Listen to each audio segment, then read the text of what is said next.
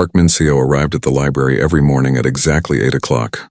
She unlocked the heavy wooden doors of Seoul National University's mathematics library and stepped inside. The smell of old books and paper always greeted her first. It was a smell she loved more than anything else in the world. She was 34 years old and had worked at this library for 6 years. Her job was simple. She helped students find books. She organized journals. She made sure everything was in the right place. Most people thought being a librarian was boring work, but Min-seo never felt bored. Not for a single day. The mathematics library was smaller than the main university library. Only about 20 people visited each day. Most were graduate students working on their research. Some were professors looking for old papers. Min-seo knew many of them by name. She knew what subjects they studied. She knew which shelf they would walk to before they even asked. Min-seo had short black hair that she kept in a simple style. She wore glasses with thin frames. Her clothes were always neat but plain, dark pants and simple shirts. She never wore makeup. She never tried to stand out. In a crowd of people, nobody would notice her. That was exactly how she liked it. But Min-seo had a secret that nobody at the library knew. She was not just a librarian who loved books. She was a mathematician. A real one. She had a master's degree in mathematics from this same university. She had even started a PhD program once. That was 7 years ago. Min-seo had been 27 and full of dreams. She wanted to become a professor. She wanted to solve important problems. She wanted to prove theorems that would appear in textbooks. But life had other plans. Her father got sick in her second year of the PhD program. Cancer. The treatments were expensive. Her mother could not work and take care of him at the same time. Min-seo was their only child. She had no choice. She left the PhD program and found a job. Any job that would pay the bills. The library position opened up at the right time. It did not pay much, but it was enough. She took care of her father for 2 years before he died. By then she was 30. Her PhD advisor had moved to another university. Her research was old and forgotten. Going back felt impossible. Some people would feel bitter about this. They would be angry at life for stealing their dreams. But Min-seo was not like that. She had made peace with her choice. She had done the right thing for her family. That mattered more than any degree. Besides, working at the mathematics library had its own rewards. She was surrounded by mathematics every day. During her lunch break, she would take journals to a quiet corner. She would read about new theorems and unsolved problems. She would work through proofs on scratch paper. Nobody asked her to do this. She did it because she could not help herself. Mathematics was in her blood. Min-seo lived alone in a small apartment 20 minutes from the university. One room served as bedroom, living room, and office all at once. The walls were covered with bookshelves. Mathematical journals filled every shelf. More books sat in stacks on the floor. Her small desk faced the window and was always covered with papers full of equations. She had no close friends. She had never married. Her mother called once a week to ask if she was eating well. Min-seo would always say yes even when she forgot to eat because she was too focused on a problem. She was lonely sometimes. But mathematics kept her company. Numbers and equations never let her down. One Friday evening in late September, something unusual happened. Professor Choi, a retired mathematician in his 70s, came to the library at closing time. He was pushing a cart with 4 large boxes on it. "Miss Park," he said, "I am cleaning out my office. These are old journals from my collection. The library should have them. They are too valuable to throw away." Min-seo looked at the boxes. They were filled with mathematics journals from the 1960s and 1970s. The covers were faded and yellow. Some had water stains, but she could see they contained important papers. "Thank you, Professor," she said. "I will catalog them properly." "No rush," Professor Choi said with a smile. "I know you are the only one who will actually read them. Most people just want new papers these days. But old mathematics is still beautiful. Maybe more beautiful because it has survived so long." After the professor left, Min-seo looked at the boxes. It was already 6 in the evening. She should go home, but curiosity pulled at her. She opened the first box and started looking through the journals. Most were from American and European universities. She recognized many of the author names. These were famous mathematicians. Their papers had changed the field. She felt excited just holding these journals. It was like touching history. She decided to take the boxes to her work desk. Over the next week, she would catalog them during slow hours. She would enter each journal into the library system. She would note which papers were inside. It would take time, but she did not mind. This was the part of her job she loved most. That night, Minseo went home and made herself a simple dinner. Rice and vegetables. She ate while reading a number theory paper she had printed that morning. After dinner, she worked on a problem she had been thinking about for weeks. It was not an important problem, just something she found interesting, a small puzzle about prime numbers. She worked until midnight, then got ready for bed. Before sleeping, she thought about the boxes of old journals waiting at the library. She felt a small excitement about going through them. Old papers sometimes contained forgotten ideas, ideas that people had overlooked, ideas that might connect to modern problems in surprising ways. Minseo could not have known it then, but those boxes would change her entire life. Inside one of those faded journals was a problem that had defeated some of the greatest mathematical minds in the world. A problem that had destroyed careers and broken spirits. A problem that most mathematicians believed was impossible to solve. And Park Minseo, the quiet librarian who nobody noticed, would be the one to solve it. But that Friday night, she simply turned off the light and went to sleep. She was just a librarian who loved mathematics. She lived a small, quiet life. She had simple routines and simple pleasures. The library, her books, her papers covered in equations. That was enough for her, or so she thought. The next morning was Saturday. Minseo woke up early as always. She made tea and ate a small breakfast. She had no plans for the weekend. Her mother did not expect a visit. She had no friends to meet. She thought about going to the library to start on those journal boxes. The library was open on Saturdays, but almost nobody came. It would be peaceful. She decided to go. She got dressed and took the bus to the university. The campus was quiet on weekends. Only a few students walked between buildings. Minseo liked it this way. During the week, the campus was loud and crowded. On weekends, it felt calm. She unlocked the library and went straight to her desk. The 4 boxes sat exactly where she had left them. She made herself comfortable and opened the first box again. She took out the top journal and began her work. The journal was from 1974. It was from a small university in Ireland. Minseo carefully wrote down the title, date, and volume number. Then she looked at the table of contents to see what papers were inside. Most of the papers were on topics she recognized. Group theory, topology, real analysis. She noted them all. Then she saw something that made her pause. The last paper in the journal had an unusual title, On the Distribution of Prime Pairs in Modular Sequences, an Unsolved Conjecture. The author was Dr. Patrick Fitzgerald. Minseo felt a small flutter in her chest. Something about this caught her attention. She could not explain why. She turned to the page and began to read. The paper was only 6 pages long. Dr. Fitzgerald had written it in clear, simple language. He explained that he had noticed a strange pattern in how prime numbers appeared when you arranged numbers in certain mathematical sequences. He believed there was a rule that could predict this pattern, but he could not prove it. At the end of the paper, he wrote the conjecture clearly. He called it the Fitzgerald conjecture. He challenged other mathematicians to prove it or disprove it. The paper ended with a simple sentence.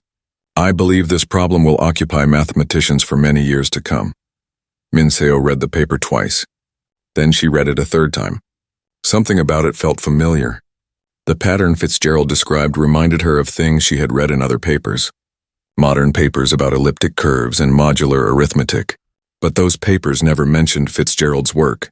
She wondered why. Was the problem solved already? She opened her computer and searched for the Fitzgerald conjecture. What she found surprised her. The conjecture was famous. Very famous. But not because someone had solved it. It was famous because it had destroyed so many careers. Dozens of mathematicians had tried to prove it in the 1970s and 1980s. All of them failed. Some spent years on it and published nothing else. Their careers ended because they became obsessed with this one impossible problem. By the 1990s, most mathematicians avoided it. They called it a black hole. Once you started working on it, you could not escape. It would consume you.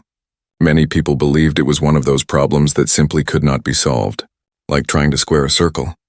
The tools needed to solve it might not even exist yet. Minseo leaned back in her chair. She should put the paper away. She should finish cataloging the journals. This was not her business. She was a librarian, not a professional mathematician anymore. She had a quiet life, a safe life. Why risk it on an impossible problem? But she could not stop thinking about it. That night she photocopied the paper before leaving.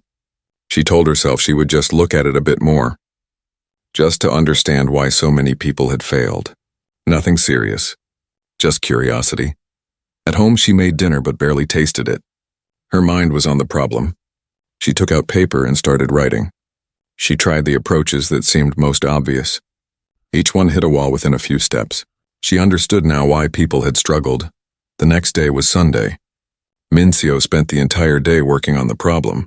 She filled 20 pages with calculations. Every approach failed, but each failure taught her something. She began to see the shape of the problem. It was like a locked room with many doors. Every door she tried was blocked. But maybe there was a door she had not noticed yet. Monday came. Minseo went to work as usual. But her mind was somewhere else. She helped students find books. She answered questions. But inside, she was thinking about prime numbers and modular sequences. During lunch, she did not read other papers. She worked on the Fitzgerald conjecture. Her colleague Young Da-eun noticed something was different.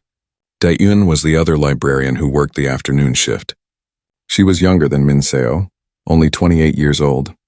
She was cheerful and friendly. She often tried to get Minseo to join her for lunch or coffee after work. Minseo usually said no. She preferred to be alone. Minseo, Da-eun said on Tuesday afternoon. Are you feeling okay? You seem distracted. I am fine, Minseo said. Just thinking about something. Is it about mathematics? Da-eun asked. She knew Minseo had studied mathematics before becoming a librarian. Yes, just an old problem I found in a journal. Da-eun smiled. You and your mathematics. You should have been a professor.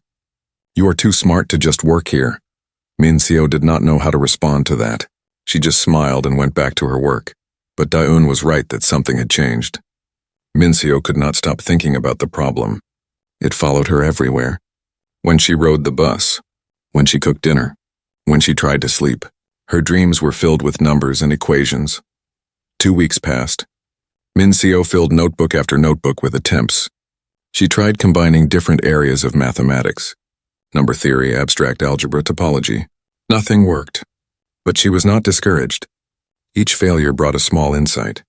She was learning the problem's secrets, then one night she had a strange thought. What if everyone had been approaching this wrong?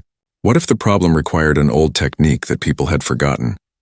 Modern mathematics had developed powerful new tools. But sometimes old methods worked better for certain problems. She started researching papers from the 1960s and 1970s.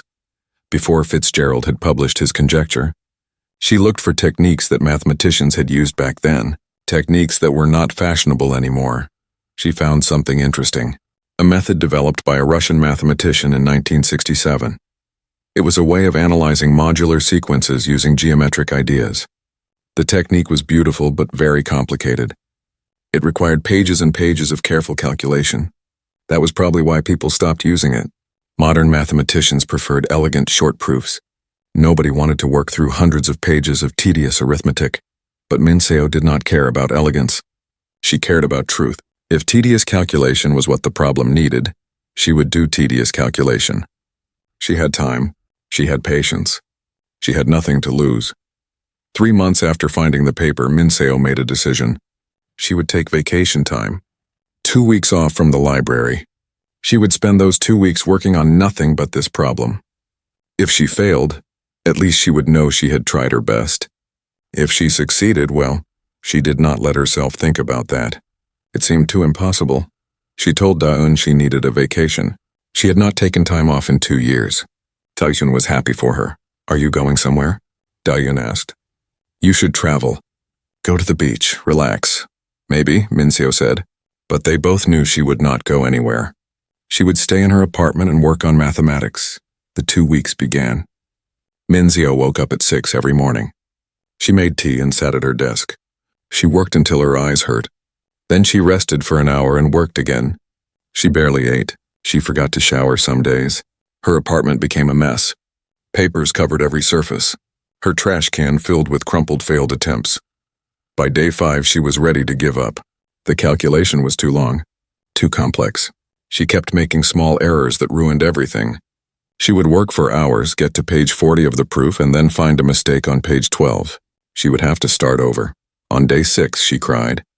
She sat at her desk and cried like a child. Why was she doing this to herself? She was just a librarian. This problem had defeated people much smarter than her. Professors at famous universities. People who dedicated their whole lives to mathematics. What made her think she could succeed where they had failed? But after crying, she felt calmer. She made herself a proper meal. She took a shower. She slept for 10 hours. When she woke up on day 7, she felt different. Stronger somehow, she started again. But this time she was more careful. She worked more slowly. She checked every line twice before moving forward.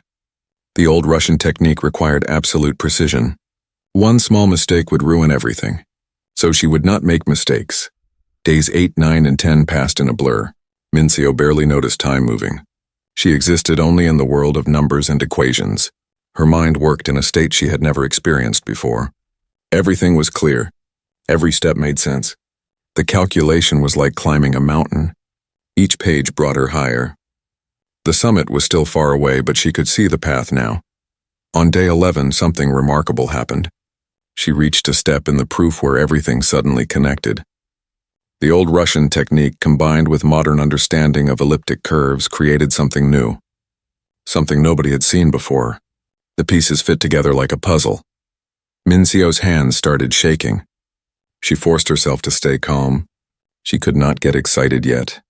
She still had many more pages to go. The proof was not complete. But for the first time, she believed it might actually work. Days 12 and 13 were the hardest.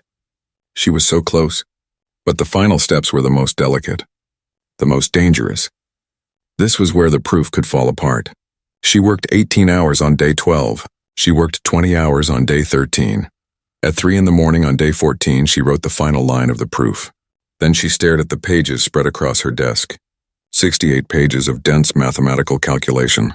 She was afraid to believe it. Afraid to check if it was actually correct. She made tea with shaking hands. She drank it slowly. Then she went back to the beginning. She checked every single line. Every equation. Every logical step. She looked for errors. She tried to find the place where she had made a mistake. She found nothing wrong. She checked again. Still nothing. The proof was complete. The proof was correct. She had solved the Fitzgerald conjecture. Mincio sat very still. She did not feel happy or excited. She felt strange, like she had stepped into someone else's life. This was not supposed to happen. Not to her.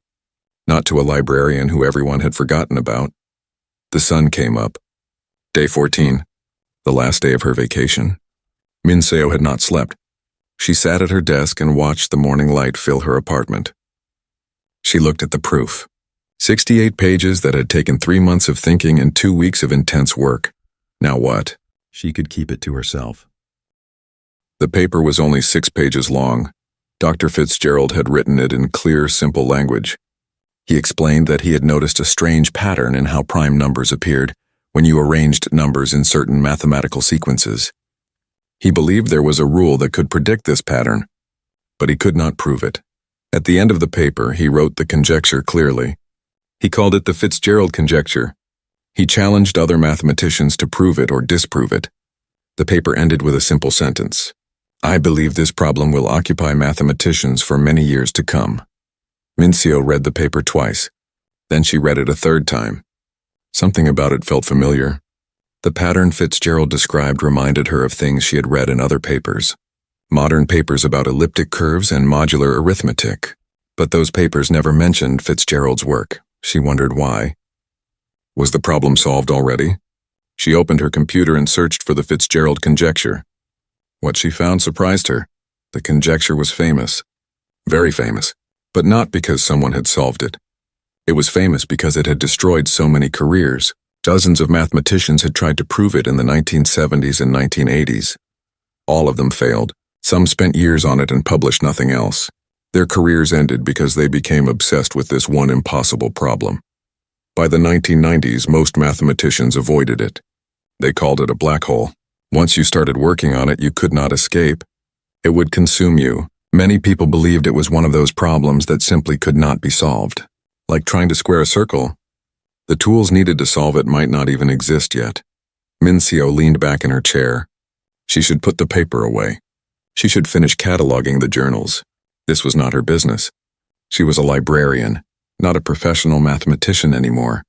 She had a quiet life. A safe life. Why risk it on an impossible problem? But she could not stop thinking about it. That night she photocopied the paper before leaving.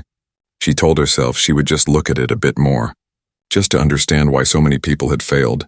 Nothing serious, just curiosity. At home she made dinner but barely tasted it. Her mind was on the problem. She took out paper and started writing.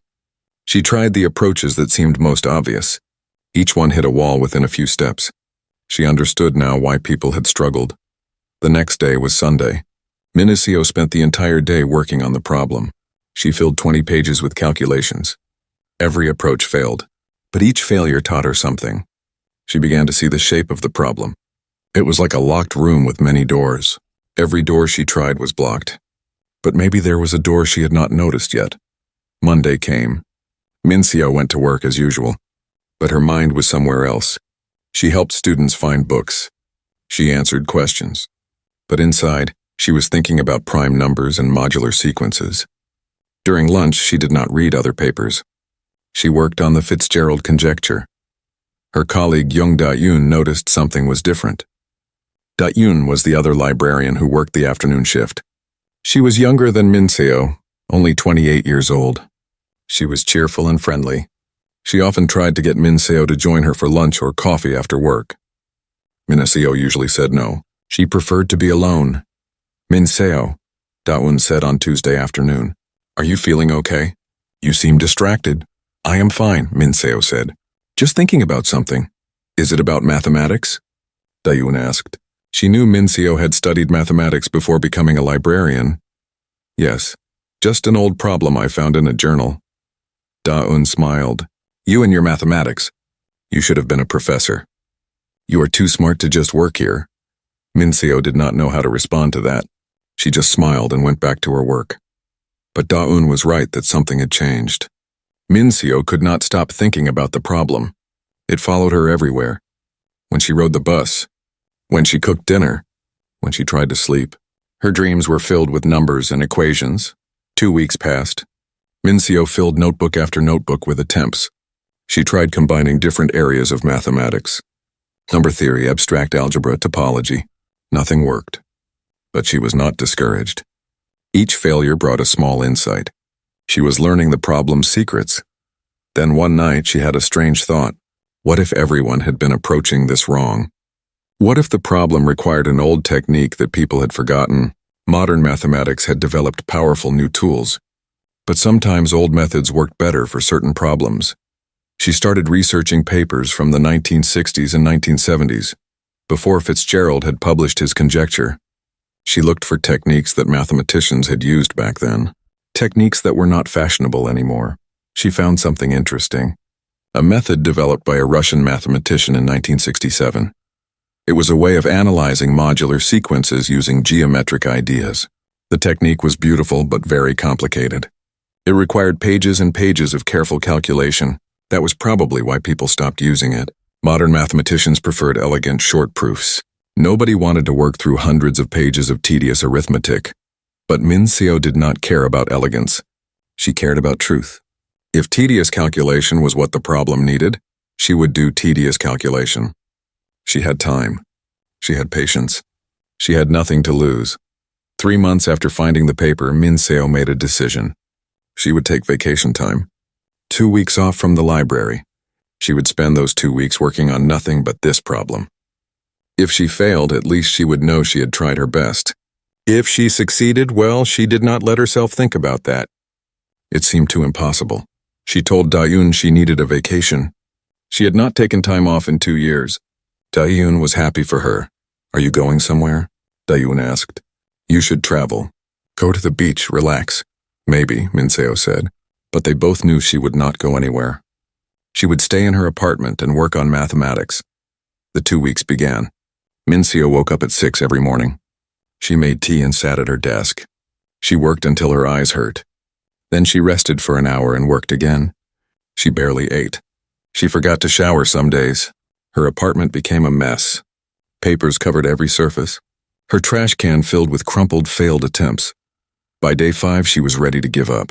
The calculation was too long, too complex. She kept making small errors that ruined everything. She would work for hours, get to page 40 of the proof, and then find a mistake on page 12. She would have to start over. On day 6, she cried. She sat at her desk and cried like a child. Why was she doing this to herself? She was just a librarian. This problem had defeated people much smarter than her. Professors at famous universities. People who dedicated their whole lives to mathematics. What made her think she could succeed where they had failed? But after crying, she felt calmer. She made herself a proper meal. She took a shower. She slept for 10 hours. When she woke up on day 7, she felt different. Stronger somehow. She started again. But this time she was more careful. She worked more slowly. She checked every line twice before moving forward. The old Russian technique required absolute precision. One small mistake would ruin everything, so she would not make mistakes. Days 8, 9, and 10 passed in a blur. Mincio barely noticed time moving. She existed only in the world of numbers and equations. Her mind worked in a state she had never experienced before. Everything was clear. Every step made sense.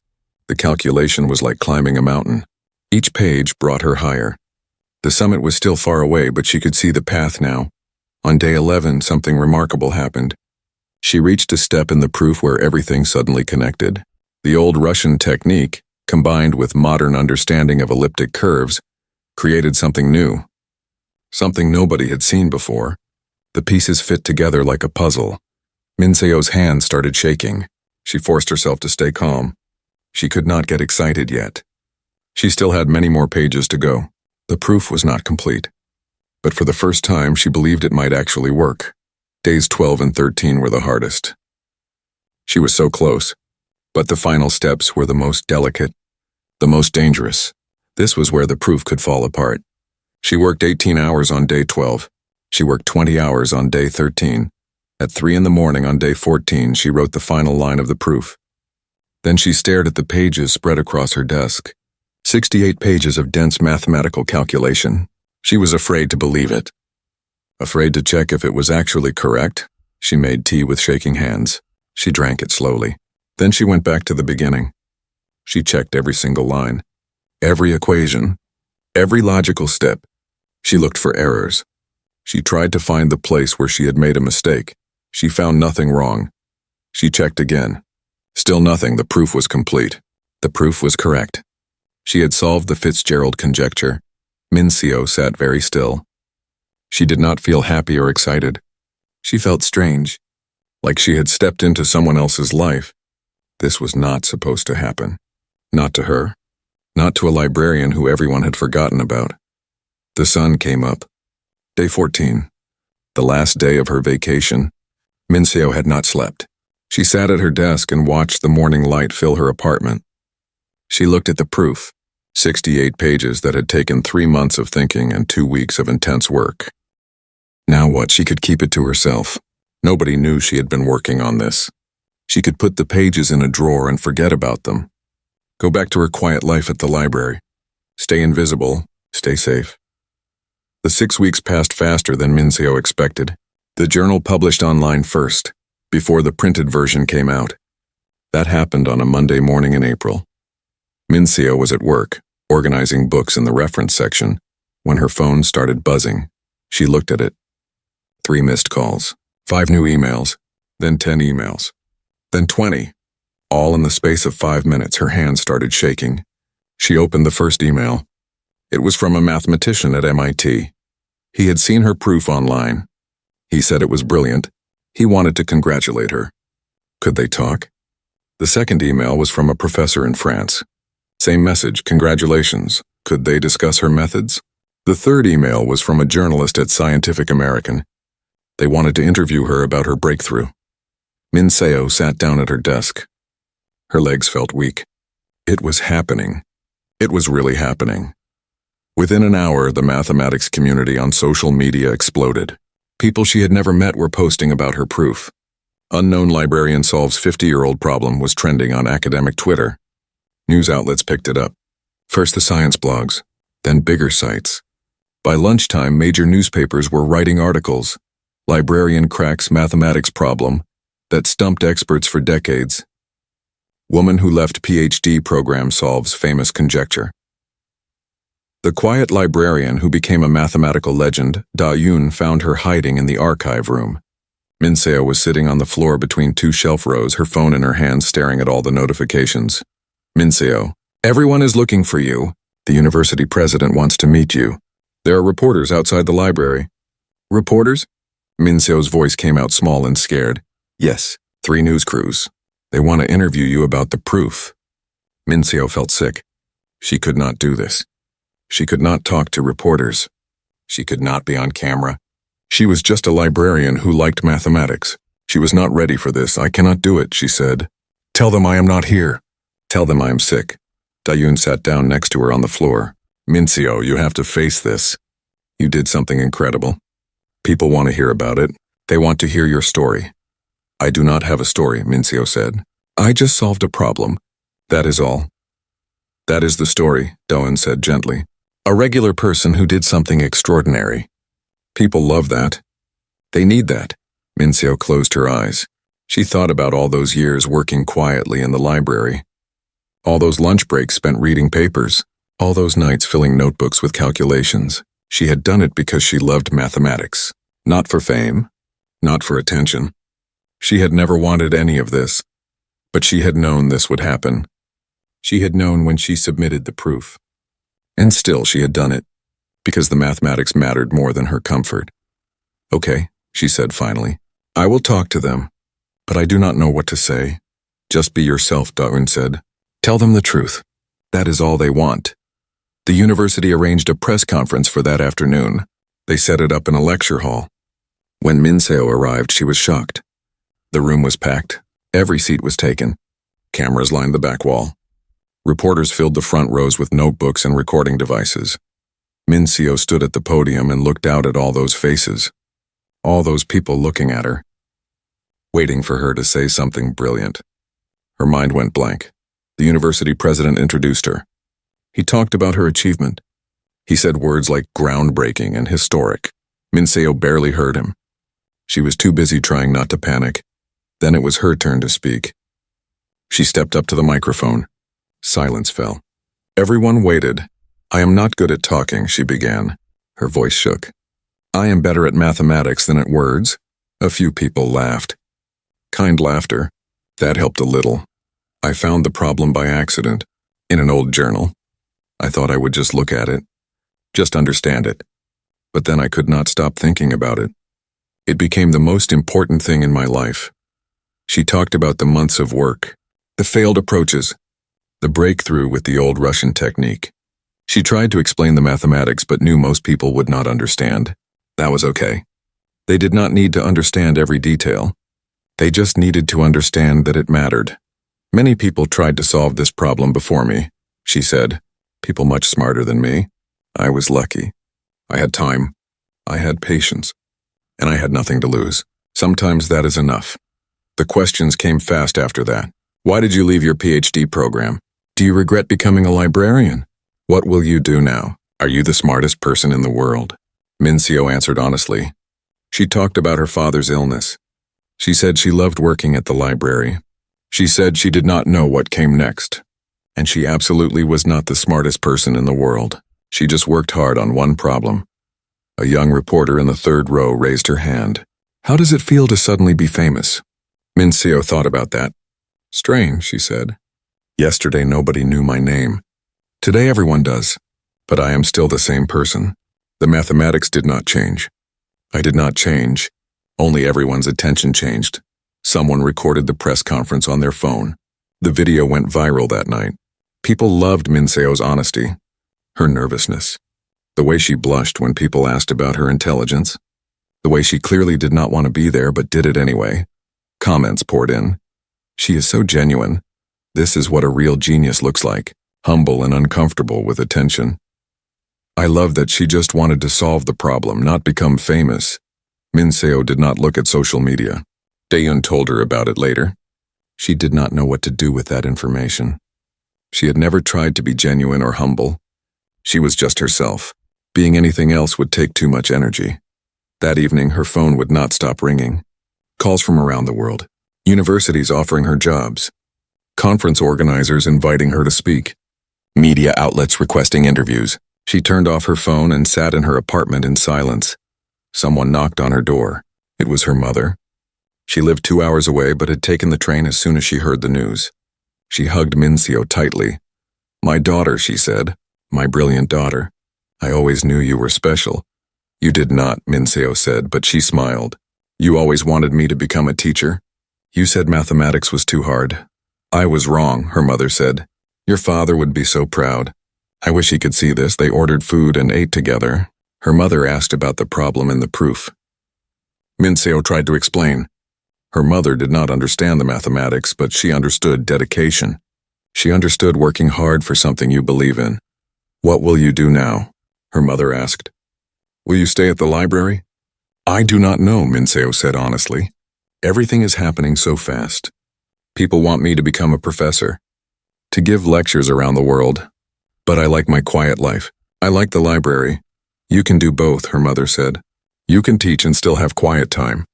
You do not have to choose one or the other." Min Seo thought about that. Maybe her mother was right. Maybe she could find a balance.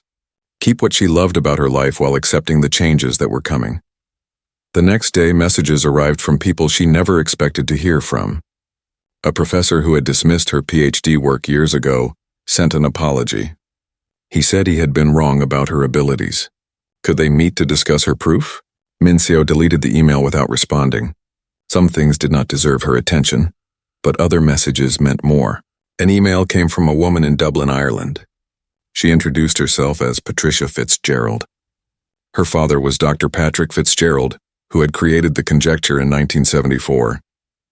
"My father died 10 years ago," Patricia wrote. "He spent his whole life hoping someone would solve his problem. He believed it was solvable, even when everyone else said it was not. I wish he could know that you proved him right. He would be so happy, so proud. Thank you for finishing what he started." Min Seo read that email 3 times. She cried. She had never thought about the man who created the problem. He was just a name in an old paper. But he had been a real person, someone who loved mathematics, someone who had his own dreams and hopes. She wrote back to Patricia. She thanked her for the message. She said she wished she could have met her father, that she hoped her proof honored his memory. Patricia responded quickly. She said Min Seo had given her father's life's work meaning. That was honor enough. More emails came. Job offers from Princeton, MIT, Cambridge, Stanford. Every major university wanted her. They offered high salaries, research funding, graduate students, everything a mathematician could want. Min Seo felt overwhelmed. These were places she had dreamed about as a student, places that seemed impossible for someone like her. And now they were fighting over her. It felt unreal. Seoul National University, her own university, made an offer too. They wanted to create a special professorship for her. She could teach 1 class per semester, spend the rest of her time on research, and if she wanted, she could still work at the library part-time. They would make anything possible for her. That offer interested her most. She knew this university. She felt comfortable here. And she could keep the library in her life. That mattered to her, but she did not decide immediately. She wanted time to think, time to let everything settle. A week after the publication, a documentary crew contacted her. They wanted to make a film about her story, from finding the problem to solving it. They wanted to interview her, film the library, talk to people who knew her. Min Seo almost said no immediately, but Daeun convinced her to meet with them. The director was a woman in her 40s named Kim Ha-neul. She had made documentaries about scientists and artists. She said Min Seo's story was important. People need to see that extraordinary things can come from ordinary places, Ha-neul said, that you do not need to be at a famous university or have perfect circumstances. You just need dedication and love for what you do. Min Seo thought about that. Maybe it was true. Maybe her story could inspire someone else who felt forgotten, someone else who thought they had missed their chance. "Okay," she said. "You can make your film. But no lies, no exaggeration. Just the truth. Just the truth. Hanyul agreed. More recognition came. The university announced they would create a scholarship in Minseo's name. For students who wanted to study mathematics but could not afford it, Minseo cried when she heard about that. Her father's medical bills had forced her to leave her PhD. Maybe this scholarship would help someone else avoid that fate. Mathematical societies around the world sent invitations. They wanted her to speak at their conferences, share her methods, explain her breakthrough. Minseo accepted a few. Not too many. Just enough. 2 weeks after publication, she gave her first academic talk. It was at a conference in Seoul, so she did not have to travel far. The lecture hall was packed. Famous mathematicians sat in the front row. People she had only read about in papers. Minseo was terrified. But once she started explaining the mathematics, the fear faded. This was what she loved. Not the attention or fame. Just the mathematics. The beauty of it. The way everything connected. She showed how the old Russian technique could combine with modern tools. How patience and careful calculation could solve problems that seemed impossible.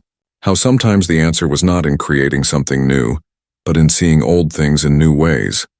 The audience listened with complete attention. When she finished, they stood and applauded. Not polite applause, real appreciation. These were people who understood exactly what she had done, who knew how difficult it was. Their approval meant more than any news article. After the talk, famous professors wanted to meet her, shake her hand, ask her questions, discuss ideas. Minseo felt like she had joined a club she did not know existed. A community of people who loved mathematics as much as she did. One professor, an elderly man from Tokyo, took her hand and held it gently. "Thank you," he said. "I tried to solve Fitzgerald's problem for 3 years. It defeated me. But seeing your solution brings me joy, not sadness. This is what mathematics should be. Shared discovery, shared triumph." Minseo understood then why she had submitted the proof, not for fame or jobs or recognition, but for this, for sharing something beautiful with people who could appreciate it. 3 months after her paper was published, Minseo's life had changed completely. She still woke up at the same time. She still made tea the same way. She still lived in the same small apartment. But everything else was different. She was no longer just a librarian. Seoul National University had officially appointed her as a special research professor in mathematics. She taught one graduate seminar each semester. The rest of her time was for research. And yes, she still worked at the library 1 afternoon per week. She had insisted on that. The university agreed to everything she asked. Her first seminar had 40 students. The classroom could only hold 25. Students sat on the floor and in the aisles. They all wanted to learn from the woman who solved the Fitzgerald conjecture. Minseo was nervous at first. She had never taught before. But once she started talking about mathematics, it felt natural. She taught the way she learned, slowly, carefully, making sure everyone understood before moving forward. She told her students about failure, about the hundreds of wrong approaches she tried before finding the right one, about wanting to give up, about crying at her desk. They needed to hear that, she thought. Success stories always left out the failure. But failure was where the real learning happened. One student, a young woman named Lee Soo-jin, stayed after class. "Professor Park," she said. Hearing people call her professor still felt strange. "I left my PhD program last year. I thought I was not smart enough. But your story made me think maybe I gave up too soon." Minseo looked at this young woman. She saw herself 7 years ago, full of doubt, full of fear. "Smart enough is not the question," Minseo said. "Do you love mathematics? Does it make you happy even when it is hard?" Soo-jin nodded. "Yes, I miss it every day." "Then come back," Minseo said. "The mathematics does not care if you are the smartest. It only cares if you are willing to work, to think, to try again after failing." Soo-jin started crying. "Thank you. I needed to hear that." After she left, Minseo sat in the empty classroom. She thought about her own journey, about leaving her PhD, about the years she thought she had wasted, but maybe nothing was wasted. Maybe every experience had prepared her for solving that problem. The patience she learned at the library, the humility from being forgotten, the persistence from losing her father, all of it mattered. The documentary about her life was almost finished. Ha-Newell, the director, had filmed for 2 months. She interviewed Min Seo at the library, at home, at the university. She talked to Daun and her mother and old professors. She even flew to Ireland to interview Patricia Fitzgerald. Ha-Newell showed Min Seo a rough cut of the film. It was 60 minutes long. Min Seo watched herself on screen. She looked nervous and small. Not like a genius. Not like someone special. Just like a regular person who worked hard. I look scared in every scene, Min Seo said. Yes, Ha-Newell said. That is why people will love it. You are not pretending to be confident. You are showing the real struggle. The real fear. That is powerful. The documentary would premiere at an international film festival next month. Then it would stream online. Ha-Newell thought it might reach millions of people. Min Seo felt uncomfortable about that. Millions of people watching her life, judging her, having opinions about her. But she had agreed to it. She would honor that agreement. Invitations kept coming from around the world. Princeton wanted her to give a lecture. Cambridge invited her to spend a semester as a visiting professor. The International Congress of Mathematicians asked her to be a keynote speaker. She accepted some invitations and declined others. She was learning to set boundaries, to protect her time and energy. Fame was exhausting. It took everything if you let it. One invitation particularly touched her. The Fields Medal Committee contacted her. The Fields Medal was the highest honor in mathematics. It was only given to mathematicians under 40 years old. Min Seo was 34. She qualified, but the committee apologized. Her work came too late for this year's medal. The recipients had already been chosen.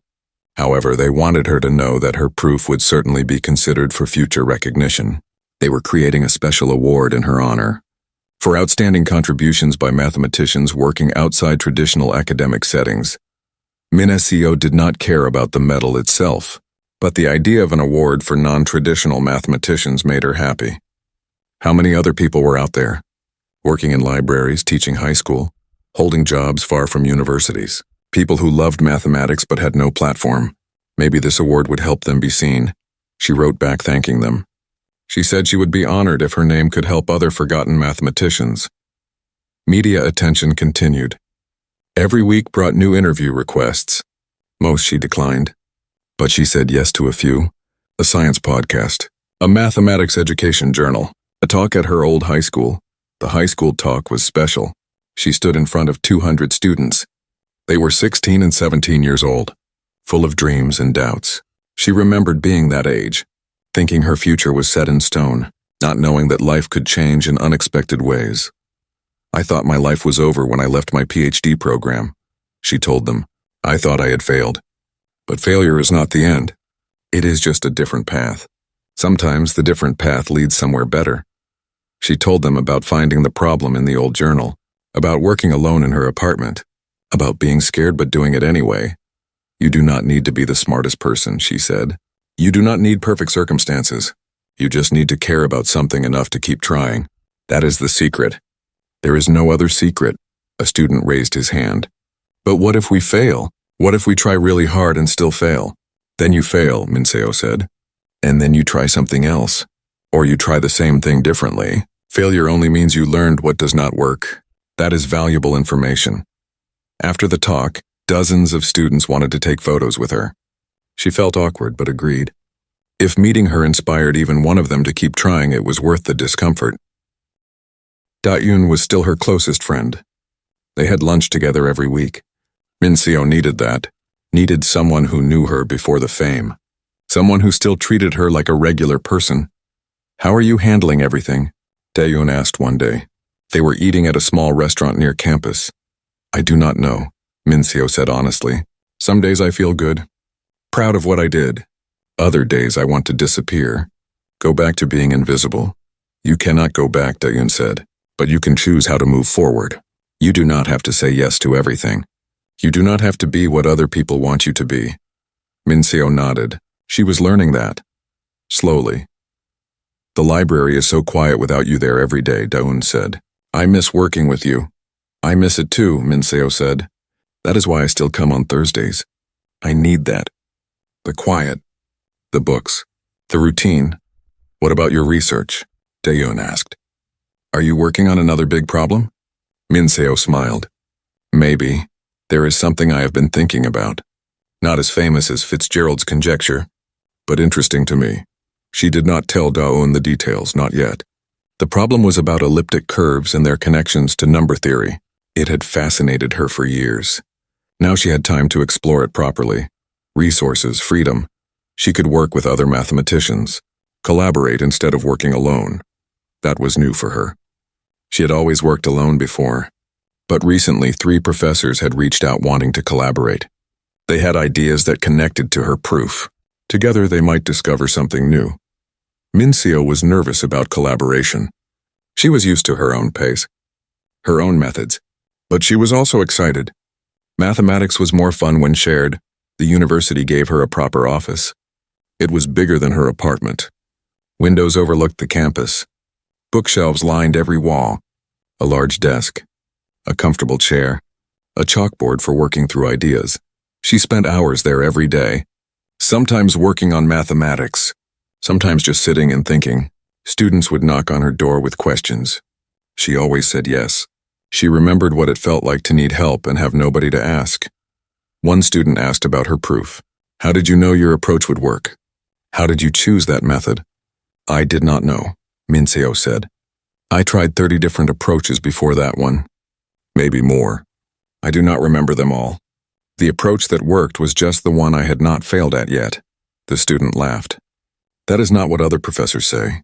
They make it sound like they always knew what would work. Then they are lying, Minseo said. Or they have forgotten what real research feels like. Real research is mostly failure.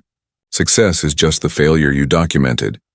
News came from the mathematics community about her proof. Other mathematicians were building on it, using her techniques to approach different problems. 3 new papers had already been published that cited her work. That made her proud. Mathematics was not about one person solving one problem. It was about everyone moving forward together. A famous mathematician from Germany wrote to her. He was 73 years old, a legend in number theory. He said her proof had reinvigorated his love for mathematics. He had been thinking about retiring, but her work reminded him why he had become a mathematician in the first place. The joy of discovery. The beauty of understanding, Minseo wrote back thanking him. She said his papers had inspired her when she was a student, that she had learned from him even though they had never met. That was the gift of mathematics. It connected people across time and distance. 6 months after her paper was published, Minseo flew to Cambridge for her first international conference. She had never left Korea before. The long flight made her nervous. Everything about traveling made her nervous. Different languages, different food, different customs. But when she arrived at the conference, she felt at home. Mathematics was a universal language. The people there did not care that she was awkward or quiet. They only cared about ideas, about theorems and proofs and conjectures. She gave a talk to 300 mathematicians from around the world. Her hands shook as she walked to the podium. But once she started explaining her proof, the shaking stopped. This was what she was meant to do. Share the mathematics she loved. The applause afterward was long and genuine. People stood. Minseo blushed and bowed awkwardly. She was not comfortable with praise, but she accepted it with as much grace as she could manage. After her talk, a young mathematician from Brazil approached her. He was working on a related problem. He wanted to know if she would be interested in collaborating. I have never collaborated before, Minseo admitted. I do not know if I would be good at it. Neither do I, he said with a smile. But maybe we can learn together. Your proof opened a door. Maybe we can walk through it and see what is on the other side. Minseo thought about that. A door to something new, something unknown. That was what mathematics had always been for her. A series of doors. Some locked, some open. The joy was in trying the handles and seeing what happened. Okay, she said. Let us try. She exchanged contact information with him. His name was Carlos. He was 31 years old and taught at a university in Sao Paulo. He had read her proof 5 times. He understood it better than almost anyone. Over the next month, they emailed back and forth, sharing ideas, working through calculations. It was different from working alone, sometimes frustrating. Carlos had different ways of thinking, different approaches, but also exciting. His ideas pushed her in new directions. They started making progress on the related problem. Not a solution yet, but promising directions. Mincio felt the familiar excitement building. The feeling of being close to something important. This was her life now. Teaching students, collaborating with other mathematicians, giving occasional talks, working on new problems. It was busier than her old life as a librarian. More public, more demanding, but also richer, fuller. She still had quiet moments. Thursday afternoons at the library, Sunday mornings in her apartment with tea and papers, long walks across campus thinking about mathematics. She protected those moments fiercely. They kept her grounded, kept her herself. Fame had not changed who she was inside. She was still the same person, still awkward in crowds, still happiest alone with a problem, still more comfortable with numbers than with people, but she had learned to exist in both worlds.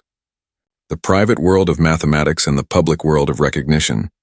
She would never be completely comfortable with attention. But she did not need to be. She just needed to keep doing what she loved. The rest would take care of itself. 1 year after solving the Fitzgerald conjecture, Mincio stood in front of her undergraduate number theory class.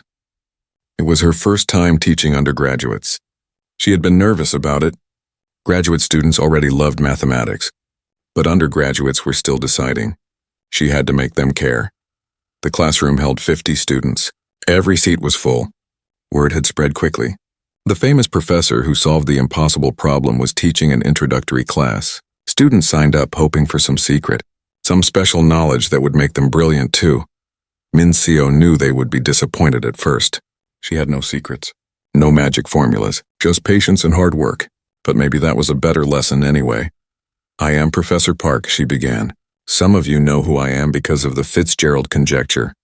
But that is not why I am here. I am here because I love mathematics. I want to share that love with you." She wrote a simple equation on the board, a basic problem about prime numbers. "Mathematics is not about being smart," she said. "It is about being curious, about asking questions, about not being afraid to fail." She taught differently from other professors. She showed her failed attempts. She explained why certain approaches did not work. She made mistakes on purpose and asked students to find them. She wanted them to see that even professors struggled. That confusion was part of learning. The students responded well. They asked questions freely. They were not afraid to admit when they did not understand. Mincio created a safe space for not knowing. That was important to her. After class, several students stayed to talk. One young man, Kim Jun-ho, seemed particularly troubled. "Professor Park," he said, "I love mathematics, but I am not good at it. I have to work twice as hard as everyone else. Maybe I should choose a different major." Mincio looked at him carefully. She saw herself in his doubt. "How many hours do you study each week?" she asked. "Maybe 20 hours, outside of class. And you still struggle?" "Yes, other students understand immediately. I have to read everything 3 times. Mincio smiled. "Then you are learning it better than they are." Quick understanding fades quickly. Deep understanding comes from struggle. From reading 3 times. From asking questions. Keep struggling. That is where real learning lives. Junho looked surprised. "Really? You think struggling is good?" "I think struggling is necessary," Mincio said. "I struggled for months on the Fitzgerald conjecture. The struggle taught me more than the solution did." Junho left looking thoughtful. Mincio hoped her words had helped. She remembered being a struggling student, thinking everyone else was smarter, not knowing that struggle was actually the path to understanding. Her collaboration with Carlos from Brazil was going well. They had been working together for 8 months now. They had weekly video calls. The problem they were working on was about elliptic curves. It was not as famous as the Fitzgerald conjecture, but it was important. Solving it would open doors to other questions. That was how mathematics worked. Each solution created new questions. They were close to a breakthrough. Mincio could feel it. The pieces were almost in place. Maybe another few months of work. Carlos wanted to visit Seoul, to work together in person for a few weeks. Mincio was nervous about that. She was not used to working with someone in the same room, but she agreed. Sometimes you had to be uncomfortable to move forward. The documentary about her life premiered online. Within a week, 5 million people had watched it. The comments were mostly positive. People said they cried, that they felt inspired, that they would not give up on their dreams. Some comments were negative.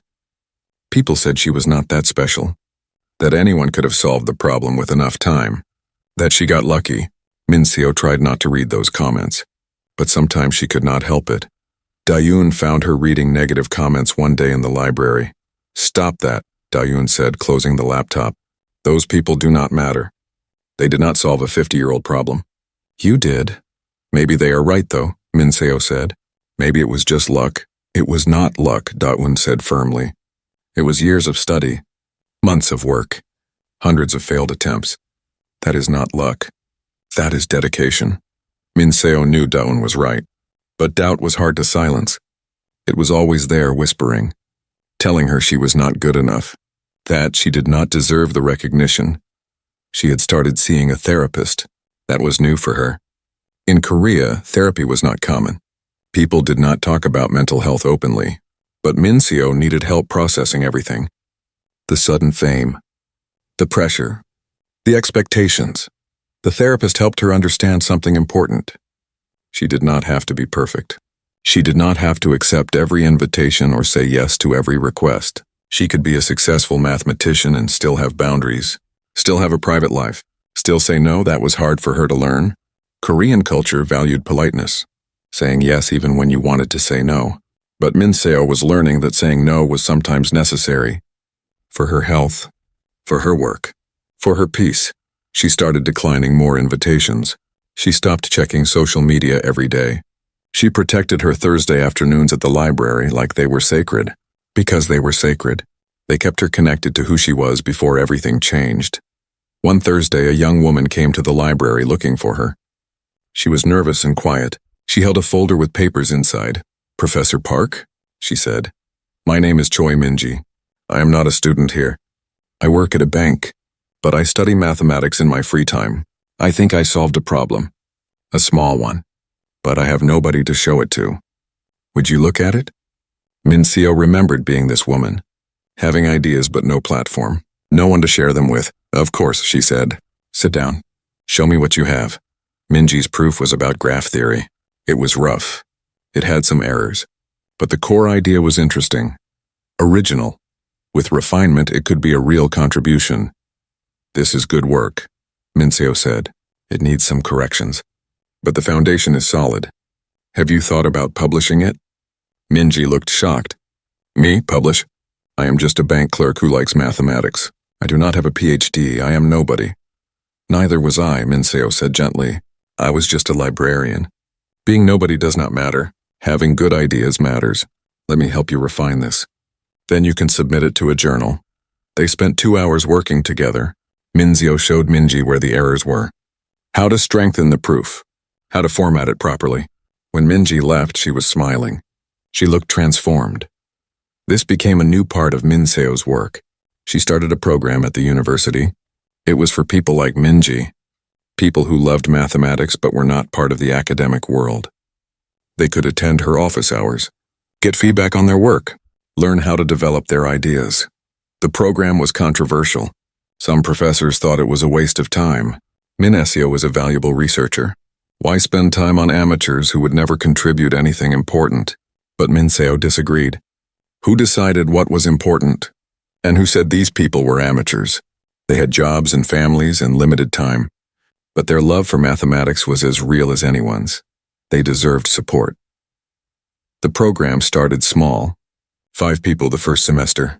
But word spread. By the second semester, 15 people were attending. A high school teacher, a software engineer, a stay-at-home parent, a retired accountant, all of them passionate about mathematics. Min-seo loved working with them. They reminded her of why she loved mathematics in the first place. Not for fame or recognition, just for the pure joy of understanding, of solving puzzles, of seeing patterns that others missed. One of her program participants, the retired accountant, published a paper. It was a small result about prime factorization, but it was real mathematics, peer-reviewed and published. He cried when he got the acceptance letter. At 67 years old, he had finally contributed to the field he loved. Min-seo attended his celebration dinner. He had invited his family and friends, people who had never understood his obsession with numbers. But now they could see it meant something. It was real. It mattered. "Thank you, Professor Park," he said to her. "You gave me a voice. You made me visible." That meant more to Mincio than any award. Making space for forgotten people.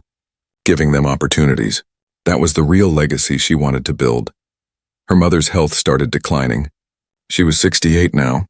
The years of stress caring for Mincio's father had taken a toll. Mincio visited her every weekend.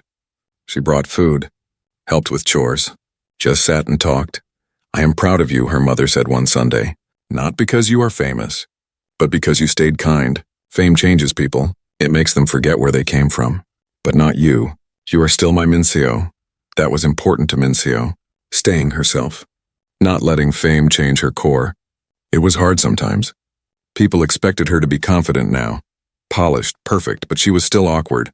Still quiet. Still most comfortable with books and equations. She had learned to accept that about herself. She did not need to become someone else. Being herself was enough.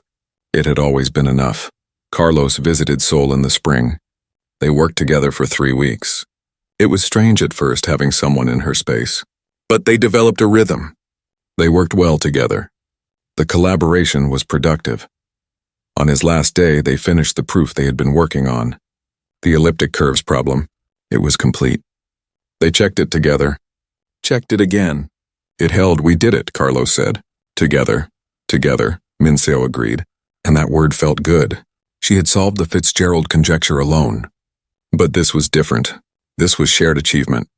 Shared joy. Mathematics as conversation. That was new for her. She liked it. They would submit the paper together. Both their names on it. Equal contribution. That was how collaboration should work. Summer came.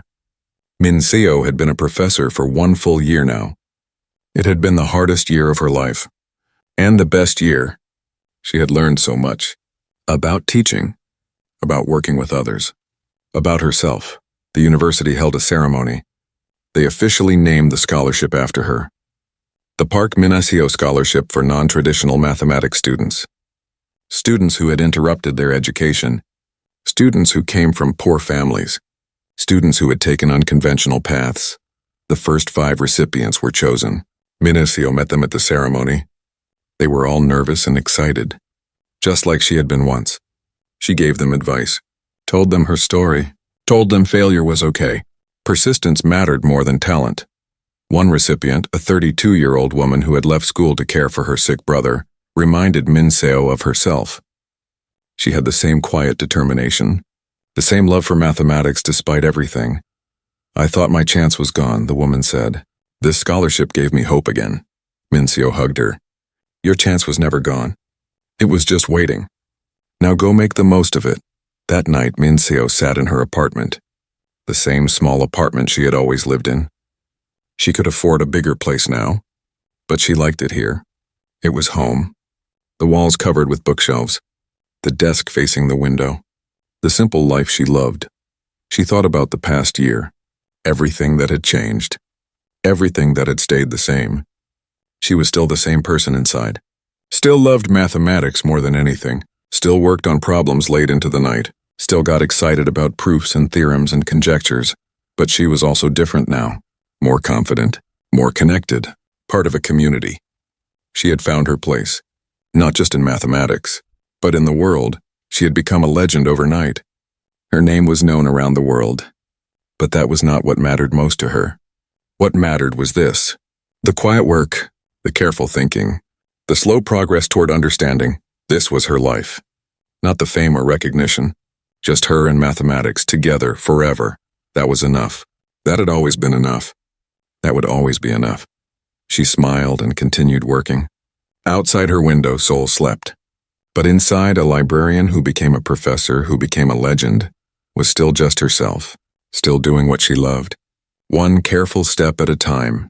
And that was the truest story of all.